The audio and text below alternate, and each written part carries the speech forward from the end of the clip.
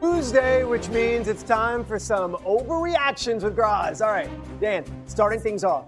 A.J. Brown and Maxx Crosby will both be on new teams in 2026. Overreaction or not? It's not an overreaction. I think there's probably a tendency for people to say, oh, they didn't get moved last week when all the activity happened. But there's a whole offseason to go. It benefits the Eagles to wait till after June 1st to trade A.J. Brown if they're going to do it. Benefits them salary cap-wise. Maxx Crosby's got to get healthy. I think these are two trades that get revisited as the offseason goes along, and I don't think it's out of the question at all that one or both of them is on a different team in 2026. Just to reiterate, it is not set in stone that Maxx Crosby will be on the Raiders week 1. Yeah, I don't think it is. I think there's still, if you get that kind of offer again or something close to it, you have to think about it because you're already making your plan without him. So, if you had to guess one way or the other, right now it feels like he probably will be. But between now and the trade deadline, a lot can happen. Okay, number 2. The Pittsburgh Steelers will have their first losing season since 2003. Overreaction or not? It's not an overreaction. Look, this is a team that's been 10-7 the last 3 years. They're flirting with 500 every single year.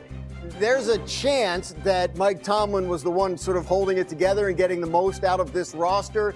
They haven't done anything yet at quarterback. We think they're waiting on Aaron Rodgers. Is that going to be the right solution in his age 42 season? I think there's a lot of questions about this roster, and I don't think we should assume just because they're the Steelers that they'll finish over 500. All right, our last one. This one's interesting. J.J. McCarthy and Michael Penix Jr. are both done as starting quarterbacks in the NFL. Is that an overreaction? Of course it's an overreaction. These guys are 2 years into their careers. Neither one of them has started 15 games in the league yet. Look, you bring in Tua Tagovailoa in Atlanta.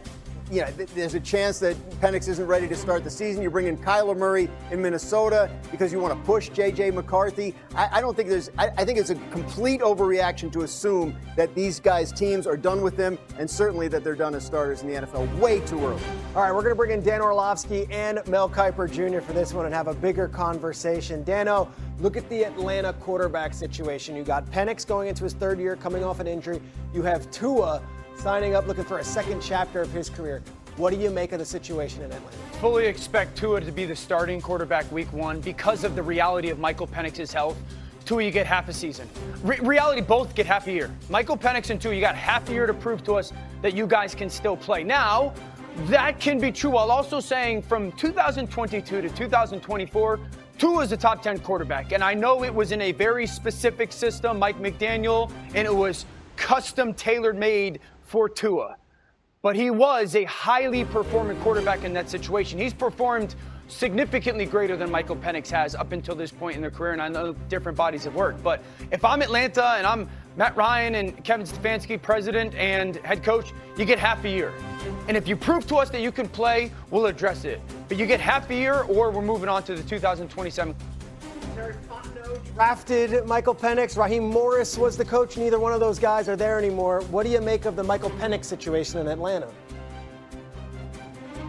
Exactly what Dano said. Durability concern with Penix Jr. Tua was a concern coming out of Alabama as well. But for this offense, he's ideally suited. In that dome, obviously, you think about processing and accuracy. Tua, this is, to me, is his opportunity to be, hey, I'm the guy here. I'm the guy who can move us forward. Same thing with Kyler. I think Kyler's a guy in Minnesota, not JJ right now. Can JJ reemerge down the road? Sure he can. But Kyler Murray was brought in, make no mistake about it, to be the guy. Same thing for Tua in Atlanta. Dan Graziano, I hate to say it's a man without an army, but I prefaced it with new offensive coordinator, new head coach, new general manager, new president. Does it feel like Michael Penix Jr., like they're moving on from him? I could see the argument, but it's the same owner. And this is an owner that invested a lot of money in Kirk Cousins and the 8th pick in the draft on Michael Penix in the same offseason.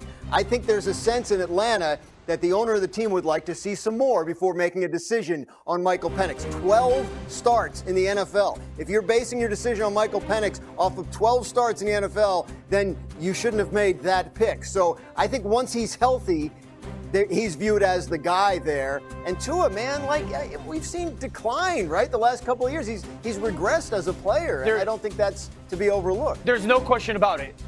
Either of these guys, they have to be darn near flawless to be the future in Atlanta. You think they're already turning the page?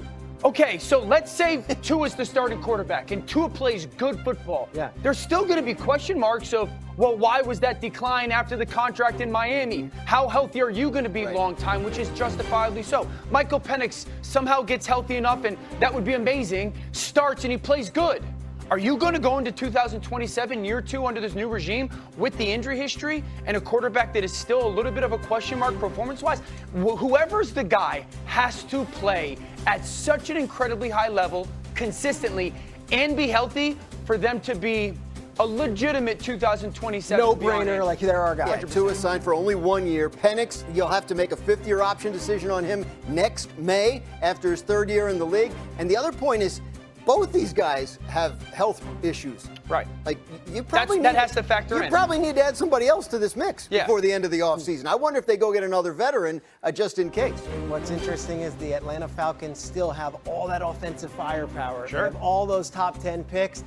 And that NFC South got a lot better this past season with Carolina now emerging as the team in the as a Patrick Mahomes injury recovery stopgap, sending a 2027 6th-round pick to the Jets with the 27-year-old quarterback. That, according to ESPN's Adam Schefter, says Fields chose KC despite other teams showing interest. We are plenty interested in this man who is appropriately dressed on St. Patrick's Day. It's not Dan Orlovsky's first day.